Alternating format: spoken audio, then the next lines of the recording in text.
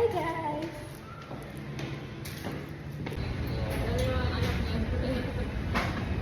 Day, ang dami, oh. Wait lang. Bakit?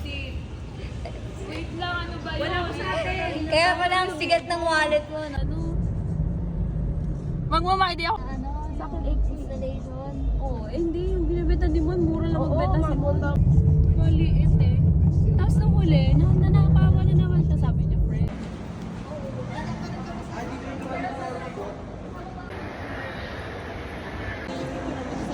Sa akin, te.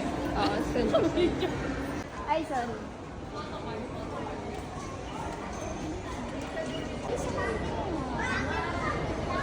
Ay, alam mo, gusto ko magkaganyan ng dito. May kiss. Ito nga, papalitan ko yung place namin sa office. Hindi na naman yung ID namin. Back of the car.